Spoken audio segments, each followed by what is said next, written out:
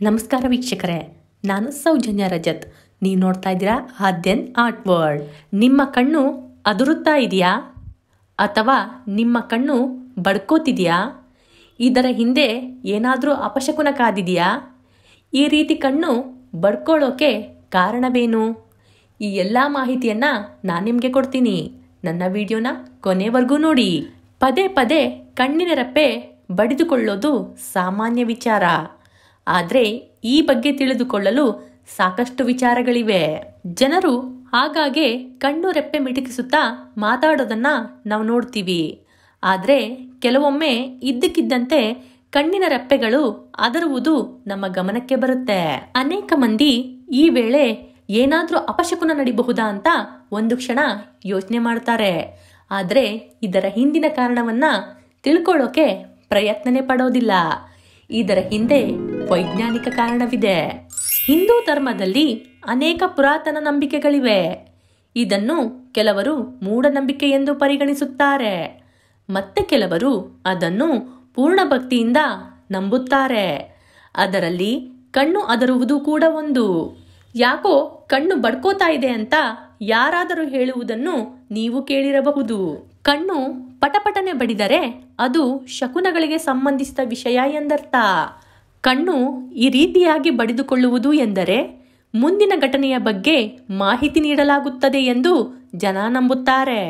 ಕಣ್ಣು ಹೀಗೆ ಬಡಿದುಕೊಳ್ಳುವುದರ ಹಿಂದೆ ಒಳ್ಳೆಯದು ಅಥವಾ ಕೆಟ್ಟದು ಇರಬಹುದು ಎಂದು ಜನ ನಂಬುತ್ತಾರೆ. ಆದರೆ ಇದರ ಹಿಂದೆ ವಿಜ್ಞಾನ ಬೇರೆನೇ ಹೇಳುತ್ತೆ. ಕಣ್ಣು ಮಿಟುಕಿಸುವುದು ಬಹಳ ಸಾಮಾನ್ಯವಾದ ವಿಷಯ. ಪ್ರತಿಯೊಬ್ಬ ವ್ಯಕ್ತಿಯು ಆಗಾಗ ಕಣ್ಣು ಮಿಟುಕಿಸುತ್ತಲೇ ಇರುತ್ತಾನೆ. ಕಣ್ಣು ಮಿಟುಕಿಸುವುದು ನಿಮ್ಮ ದೇಹ ವ್ಯವಸ್ಥೆಯು ಸರಿಯಾಗಿ ಕಾರ್ಯನಿರ್ವಹಿಸುತ್ತಿದೆ ಎಂಬುದರ ಸಂಕೇತವಾಗಿದೆ. ಸರಾಸರಿಯಾಗಿ ಹೆಚ್ಚಿನ ಜನರು ಪ್ರತಿ ನಿಮಿಷಕ್ಕೆ 15ರಿಂದ 20 ಬಾರಿ ಮಿಟುಕಿಸುತ್ತಾರೆ. ಸಾಮಾನ್ಯವಾಗಿ ನಿದ್ರೆಯ ಕೊರತೆಯಿಂದ ಕಣ್ಣ ರೆಪ್ಪೆಗಳು ಅದರುತ್ತದೆ. ದೇಹವು ಒತ್ತಡವನ್ನು ಹೊರಹಾಕಲು ನಿದ್ರೆಯು ಸಹಾಯಕವಾಗುತ್ತದೆ. ಆದರೆ ದೀರ್ಘಕಾಲದವರೆಗೆ ಎಚ್ಚರವಾಗಿರುವುದು, ನಿದ್ರೆ ಮಾಡದೇ ಇರುವುದು ಕಣ್ಣ ರೆಪ್ಪೆಗಳು ಹೊಡೆದುಕೊಳ್ಳುವಂತೆ ಮಾಡುತ್ತೆ ಮತ್ತು ನಿದ್ರೆಗೆ ಒತ್ತಾಯಿಸುತ್ತದೆ ಎಂದು ವೈದ್ಯರು ಹೇಳುತ್ತಾರೆ. ಕೆಲ ಮಂದಿಗೆ ಕಣ್ಣಿನ ವಿವಿಧ ಭಾಗಗಳ ಉರಿ ಅಥವಾ ಒಣ ಕಣ್ಣಿನ ಲಕ್ಷಣವಾಗಿ ಕಣ್ಣ ರೆಪ್ಪೆಗಳ ಹೊಡೆತವನ್ನು ಹೊಂದಿರುತ್ತಾರೆ. ಕೆಲವು ಔಷಧಿಗಳ ಅಡ್ಡ ಪರಿಣಾಮಗಳು ಕೂಡ ಇದಕ್ಕೆ ಕಾರಣವಾಗಿರಬಹುದು. ಆದರೆ ಮೇನ್ ರೀಸನ್ ಅಂದ್ರೆ ಕಣ್ಣಿನ ರೆಪ್ಪೆ ಅದರಲು ಹೆಚ್ಚಿನ ಕಾರಣ ನಿದ್ರೆಯ ಕೊರತೆ. ಆಯಾಸದಿಂದ ಕಣ್ಣ ರೆಪ್ಪೆಗಳು ಹೊಡೆದುಕೊಳ್ಳಬಹುದು. ಕಣ್ಣಿನ ಮೇಲೆ ಹೆಚ್ಚಿನ ಒತ್ತಡ ಇದ್ದಾಗ ಈ ಸಮಸ್ಯೆ ಉಂಟಾಗುತ್ತದೆ. ಡಿಜಿಟಲ್ ಸ್ಕ್ರೀನ್ ಬೆಳಕು ಕೂಡ ದೀರ್ಘಕಾಲದವರೆಗೆ ಕಣ್ಣುಗಳ ಮೇಲೆ ಪರಿಣಾಮ ಬೀರುತ್ತದೆ.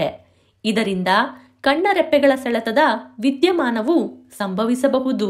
ಕೆಲವರಿಗೆ ಅಲರ್ಜಿಗೆ ಸಂಬಂಧಿಸಿದ ಕೆಲವು ಸಮಸ್ಯೆಗಳಿದ್ದರೂ ಕೂಡ ಈ ರೀತಿ ಕಣ್ಣುಗಳು ಬಡ್ಕೊಳ್ಳುತ್ತೆ. ಕೆಲವರಿಗೆ ಶೀತದಿಂದ ಅಲರ್ಜಿ ಆಗುತ್ತೆ. ಮತ್ತೆ ಕೆಲವರಿಗೆ ಆಹಾರದಿಂದ ಅಲರ್ಜಿ ಆಗುತ್ತೆ. ಈ ಎಲ್ಲವೂ ಕಣ್ಣು ಅದುರುವಿಕೆಗೆ ವೈಜ್ಞಾನಿಕ ಕಾರಣವಾಗಿದೆ. ಸಾಮುದ್ರಿಕ ಶಾಸ್ತ್ರದಲ್ಲಿ ಕಣ್ಣು ಮಾತ್ರವಲ್ಲದೆ ನಮ್ಮ ಮುಖ ಮತ್ತು ಇಡೀ ದೇಹದ ವಿವಿಧ ಭಾಗಗಳ ಕಾರ್ಯನಿರ್ವಹಣೆಯನ್ನು ಅಧ್ಯಯನ ಮಾಡುತ್ತದೆ. ಅದರ ಅನುಸಾರ ಮಹಿಳೆಯರು ಮತ್ತು ಪುರುಷರಲ್ಲಿ ಕಣ್ಣಿನ ಸೆಳೆತದ ಅರ್ಥವು ವಿಭಿನ್ನವಾಗಿರುತ್ತೆ.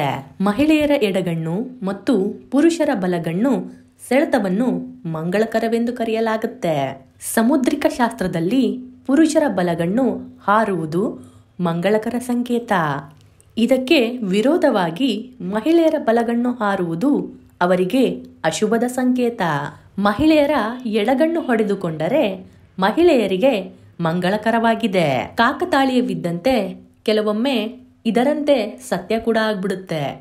ಹಾಗಾಗಿ ಜನ ಬೇಗ ನಂಬಿಬಿಡ್ತಾರೆ.